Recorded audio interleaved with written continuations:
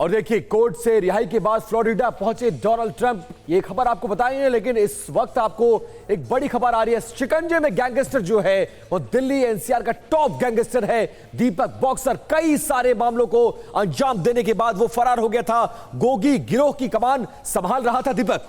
बिल्कुल, और इसके ऊपर कई गंभीर आरोप हैं और इसकी वजह से यह देश से बाहर भागने में सफल भी रहा था। 2018 से फरार चल रहा था दीपक, लेकिन अब वो दिल्ली पुलिस के स्पेशल सेल के शिकंजे में है। और देखिए, पुलिस कर्मियों पर जानलेवा हमले का आरोप है। इसके अलावा हत्या, फिरौती जैसे तमाम मामलों में वांटेड था।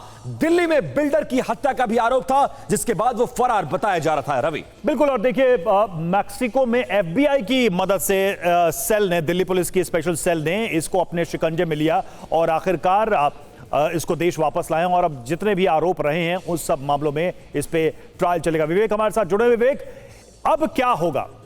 जो अपराधी फरार था उसे आखिरकार इतनी मशक्कत के बाद, इतने कोऑर्डिनेशन के बाद मैक्सिको से तो ले आया गया, अब इस गैंगस्टर का क्या होने वाला है?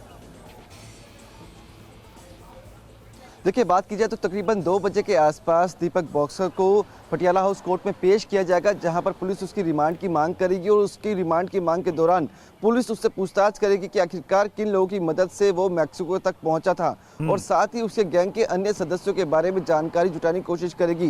क्योंकि आपको बता दें, कुछ समय पहले गृह मंत्री अमित शाह ने एक मीटिंग ली थी जिसमें कहा गया था कि जो शातिर अपराधी है उनका खात्मा किया जाए, उनको जल्द ही अपनी गिरफ्त में लिया जाए और जो विदेश भागे हुए हैं उनको भी अपनी गिरफ्त में लाने की कोशिश की जाए। तो इसी कड़ी में स्पेशल सेल को गुप्त सूचना मिली थी, जिसके आधार पर स्पेशल सेल की टीम ने काम किया। स्पेशल सेल के 2 अधिकारी मैक्सिको पहुंचे और वहां पर एफबीआई की मदद से दीपक बॉक्सर को अपनी गिरफ्त में लिया। उसे पकड़कर अब हिंदुस्तान लाया जा चुका है और अब उससे लगातार पूछताछ की जाने वाली है। आपको बता दें कि दीपक बॉक्सर जो है उसने फर्जी पासपोर्ट बनवाया था बरेली से और रवि नाम के उससे वो फरार हुआ था। कोलकाता से उसने फ्लाइट पकड़ी थी और जिस तरह से डोंकी रूट के जरिए वो मैक्सिको तक पहुंचा था और मैक्सिको से इसको पकड़ा गया है। तो यानी कि साफ है कि अब स्पेशल सेल बिल्कुल, और कई लोगों के मदद से, नेटवर्क की मदद से ये देश से बाहर निकलने में कामयाब रहा था। इस पर भी पड़ताल करेगी पुलिस। शुक्रिया आपका हमसे जुड़ने के लिए।